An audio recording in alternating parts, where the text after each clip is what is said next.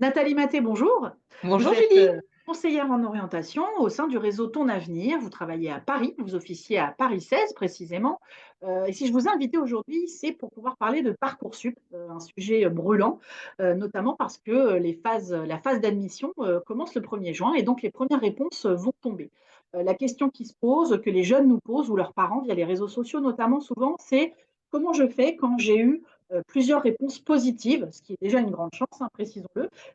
Comment je choisis finalement entre plusieurs formations, alors qui parfois se ressemblent, parfois pas forcément, mais voilà, j'ai plusieurs oui, je dois choisir. Est-ce que vous pouvez un petit peu nous aiguiller?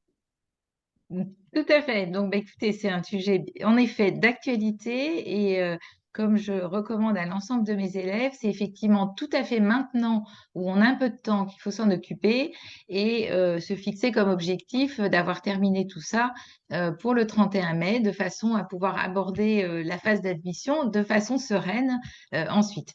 Alors, ce que je vous propose, puisque je vais vous parler un petit peu méthodologie et puis ensuite vous présenter les critères à prendre en compte, je vais vous Mhm. partager mon écran de façon à ce que vous puissiez. euh, alors, tu as désactivé le partage d'écran, Julie, à ce que vous puissiez suivre la présentation. C'est facilement. On est arrivé la dernière fois. On va reprendre ta réponse en fait. Si tu peux recommencer ton oui, c'est un sujet, etc. Excuse-moi. D'accord. Go. Oui, donc effectivement, Julie, on est en plein dans l'actualité puisque les résultats sont maintenant imminents, mais il nous reste presque 3 semaines pour que chacun des élèves puisse prendre le temps de préparer cette phase d'admission sereinement. Et je vais vous présenter en vous partageant mon écran pour que ce soit, vous aurez un support, à la fois la méthodologie et on va parcourir 6 critères que je vais vous proposer pour étudier cela. Alors, Très bien. pour commencer, hop, excusez-moi, je fais juste un tout petit réglage pour avoir ça sous les yeux, ce sera plus facile. Hop, je ne sais pas pourquoi. On pourra Hum, couper, t'inquiète pas. On Oui, coupera. hop, voilà. Ah oui, c'est quand tu l'affiches en grand, tu le vois Voilà, pas. oui, je le voyais pas, pardon. Bon. Ok, on reprend. Alors, on reprend où? Bah là, Oui, comme quand on va garder le moment où tu as dit qu'on ouvrait le document, etc. Et puis là, très on bien. coupera et puis on va reprendre maintenant. Voilà. Alors, je commence par la méthodologie. Comme je vous le disais, on se fixe comme date limite le 31 mai, donc la veille de résultats. Je vous propose 3 étapes. Donc, tout d'abord, s'informer de façon détaillée sur chacune des formations correspondant aux vœux que vous avez émis. Pour que ce soit organisé, méthodique et que ça parte pas dans tous les sens, je vous recommande vivement de faire une fiche pour chacune des formations. Et enfin, une fois que ça c'est fait, ça vous permettra de les classer dans un ordre de préférence, ce qui sera bien plus simple ensuite pour l'analyse. Et vous aurez, vous gardez les raisons qui vous ont amené à faire ce classement. Les Donc, critères à étudier. essayer déjà de son côté de se dire, voilà, ça c'est la formation que je veux avant tout. Voilà, faire une espèce de hiérarchisation. Exactement. Et c'est le fait d'anticiper comme ça est vraiment important puisque les délais de réponse sont courts entre chacune des propositions Parcoursup.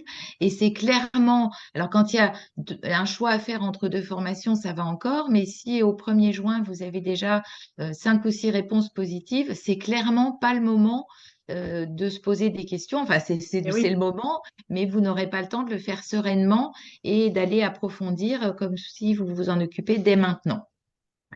Les critères à étudier que je vous propose, c'est à la fois la démarche pédagogique de l'école ou de la formation, comment ça vous professionnalise, la reconnaissance à la fois de l'école, de l'université, du diplôme, la dimension internationale qui peut être amenée, la vie étudiante, parce que ça compte aussi, et les frais qui sont à prévoir.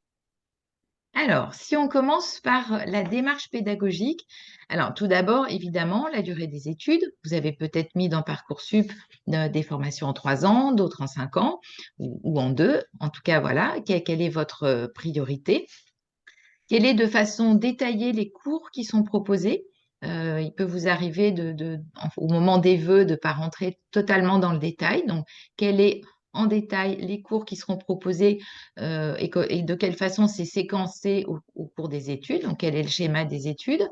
Et puis, très important également, il y a des formations où le tronc commun est assez semblable d'une école à l'autre ou d'une formation à l'autre, mais quelles sont ensuite les spécialisations qui sont proposées, donc soit en troisième année de bachelor, par exemple, soit au niveau du master. Et c'est très important à prendre en compte. Et Oui. probablement en plus que votre projet a mûri depuis le mois de mars et vous aurez certainement une vision un peu plus claire. Autre point, type d'enseignement. Quel est le type d'enseignement qui vous correspond le plus? La méthode pédagogique, est-ce qu'il y a beaucoup de projets et de travaux de groupe? Quel est le profil des enseignants? Est-ce que ce sont plutôt des professionnels, des enseignants permanents?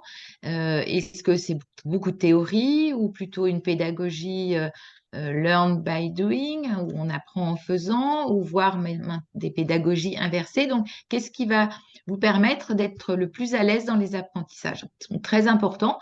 Et puis, n'oubliez pas de quand même vérifier quand vous le pouvez la proportion de cours en ligne, parce qu'on peut parfois avoir quelques mauvaises surprises. Oui. Enfin, Ça peut si aller vous dans le bon sens ou préférez. parfois, oui, dans le mauvais. Oui, d'accord. Exactement, exactement. Alors, sur le sujet de la professionnalisation et de l'insertion, est-ce qu'il y a des stages? Quels sont les stages qui sont proposés? Enfin, surtout, quelle est leur durée?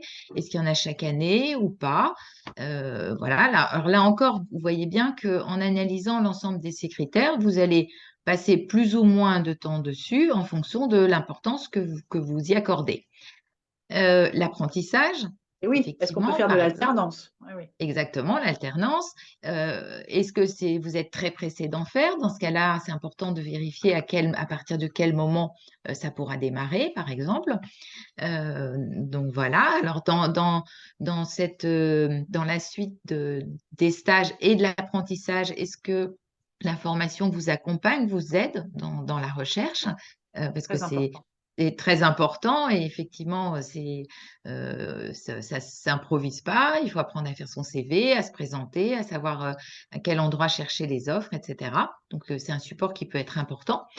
Le réseau alumni, donc c'est-à-dire quelle est la taille du réseau des anciens élèves, parce que c'est souvent une très bonne porte d'entrée vers des entreprises Oui, pour ça aussi, c'est un détail parfois que les lycéens finalement oublient. Oui, tout à fait. voilà, donc et c'est vrai que c'est important. Et alors parfois le réseau d'alumni et d'anciens élèves donc est moins important, mais les partenariats avec les entreprises aussi sont des choses qu'on peut considérer. Donc en fait, qu'est-ce qui va entourer tout ça et vous permettre d'avoir un réseau le plus large possible?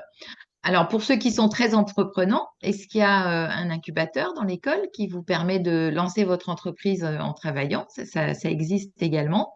Et puis, pour bien comprendre ce qui va se passer à la sortie de l'école, vous pouvez regarder aussi quels sont les postes des diplômés.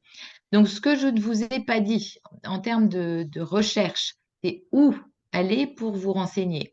Donc, tout d'abord, vous avez les fiches Parcoursup qui vont vous donner pas mal d'éléments Oui, et le vous site est pouvez toujours compléter. ouvert, on peut tout à fait Est les toujours consulter ouvert, tout au long de exactement. de la Alors, procédure. vous pouvez ensuite compléter en allant sur les sites de chacune des formations et où là, vous aurez évidemment davantage de détails. Et puis, si vous ressentez le besoin d'approfondir encore davantage, vous pouvez toujours contacter des étudiants, des anciens élèves, des professionnels qui vous donneront des éclairages supplémentaires. Donc, vous voyez pourquoi je vous disais que on ne peut pas faire tout ça si on attend le dernier moment et qu'on a simplement 2 jours devant soi pour se décider. C'est ça, hein, souvent les gens, c'est à ce moment-là, c'est le premier jour quand ils reçoivent ou le lendemain où ils Oui, nous écrivent exact, tout de suite en disant: «Mais comment je choisis? J'ai plus que» je sais pas, au début c'est 2 ou 3 jours, je crois, j'ai plus 2-3. Oui, c'est faut pas se précipiter. exactement. Et puis c'est vrai qu'on a eu tendance, là, il y a eu la phase des vœux, la phase des lettres, des projets de formation motivés, puis derrière, éventuellement des concours, des oraux. Donc là, chacun avait peut-être envie de faire un peu autre chose, mais non, il faut s'y remettre et ça vous assurera la sérénité au mois de juin. Alors, je continue. La reconnaissance. Alors, ça, c'est très important également. Très, très important parce que ça ça jouera sur votre employabilité, sur votre poursuite d'études, sur éventuellement également des poursuites d'études à l'étranger. Donc, il faut y apporter beaucoup de soins et beaucoup d'importance. Donc, la notoriété, alors ça compte aussi. On la voit peut-être aller un petit peu on peut l'identifier un petit peu grâce au classement parfois, ou ce que vous connaissez, ce que vous avez entendu. Donc, c'est sûr que ça joue. Mais c'est absolument pas le seul critère. Il y a également les accréditations. Donc, quand on parle d'accréditation, ce sont par exemple des accréditations internationales qui fait que l'école, le diplôme va pouvoir être reconnu à l'étranger. Donc voilà, on parle par exemple parfois d'écoles triplement accréditées pour les écoles de commerce ou la commission des titres d'ingénieurs pour les écoles d'ingénieurs. Euh, et puis des choses qui sont un petit peu plus confidentielles mais néanmoins importantes, par exemple le statut d'établissement ESPIG qui présente le fait que l'établissement soit à but non lucratif. Voilà. Donc tout ça sont des éléments importants. Ces accréditations, elles sont difficiles, très, très difficiles à obtenir. Donc, c'est une Bonne bonne garantie. garantie sur le sérieux d'établissement et de l'enseignement et du diplôme qui sera délivré. Alors, une fois qu'on a regardé ça, il faut prendre un moment également sur le diplôme. Alors, j'essaye de vous expliquer.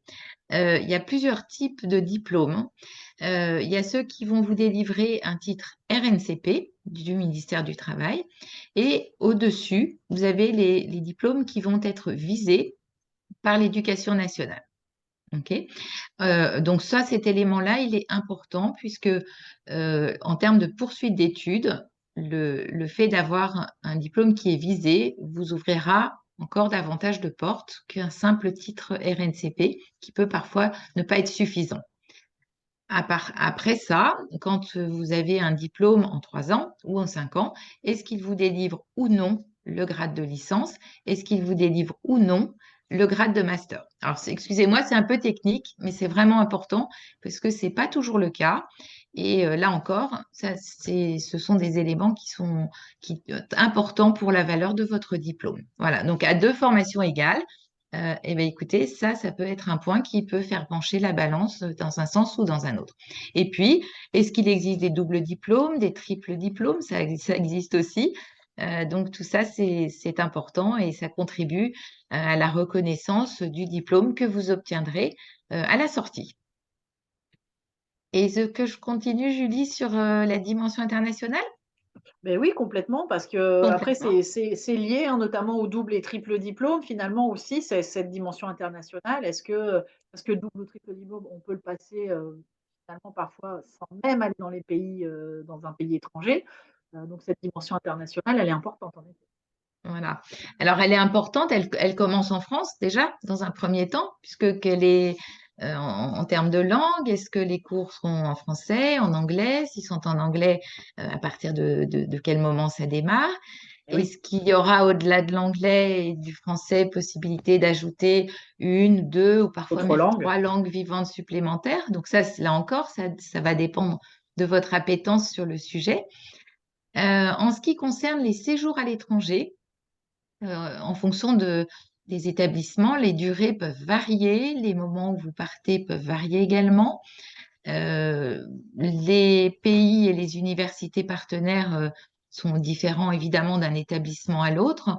Il y a souvent beaucoup de choix, mais c'est intéressant de regarder le niveau et aussi la qualité des universités qui sont proposées. Et puis, c'est également important de vérifier si c'est quelque chose qui est obligatoire ou optionnel.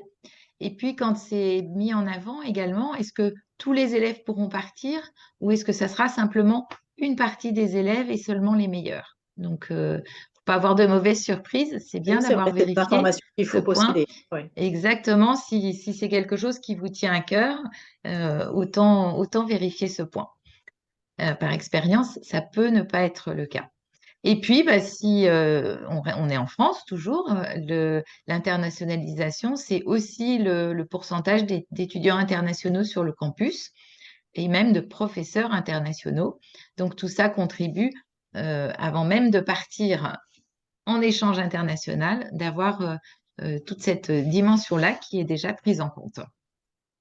Je continue sur les deux points suivants, qui sont un peu plus pratiques, mais qui restent tout aussi importants. Alors, la vie étudiante.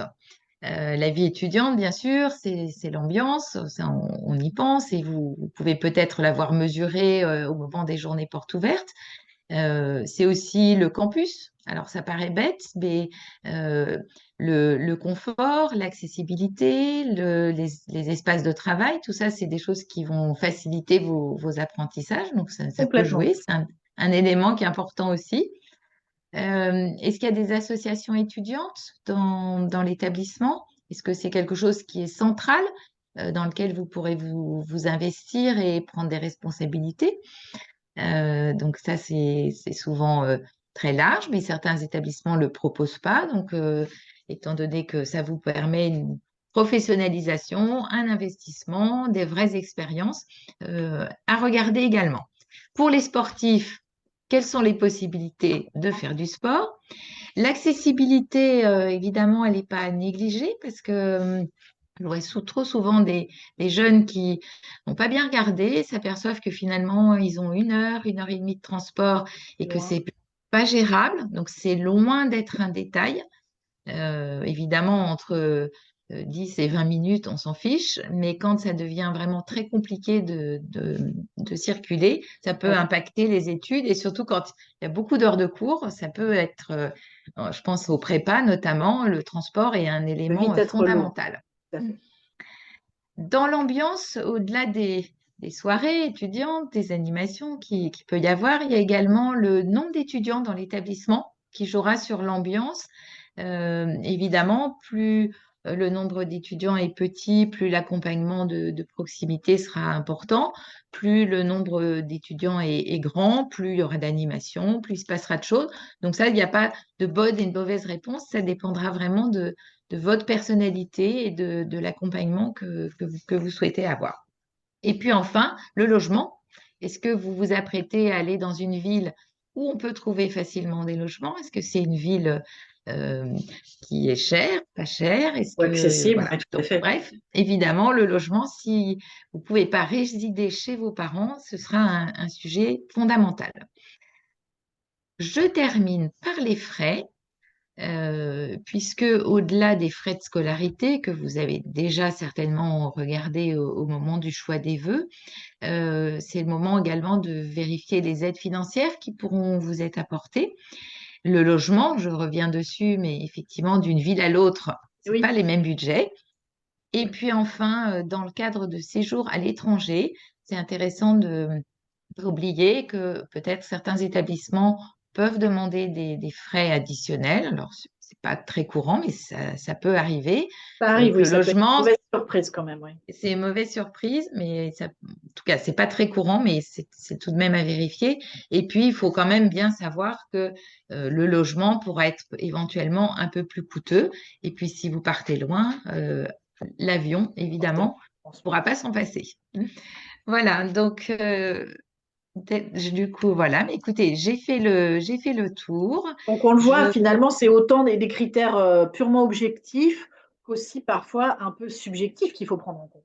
Exactement, c'est à la fois, et tu as tout à fait raison, Julie, du très objectif et puis aussi le subjectif, il rentre sur est-ce que je vais me sentir bien, est-ce que j'ai envie d'apprendre là, de passer 3 ou 5 ans de ma vie prochaine dans cet établissement. Donc voilà, donc il y a beaucoup de rationnel, mais aussi de l'intuition. Il faut pas hésiter à s'écouter également, une fois qu'on a Et, bien regardé. et tu l'as dit, mais on ne peut qu'engager aussi à aller aux journées portes ouvertes, hein. Les journées portes ouvertes, elles continuent. Il y en a souvent au mois d'avril, au mois de mai, et cetera, bah, pour aller sur place, donc pour dire exactement ce que tu expliquais tout à l'heure.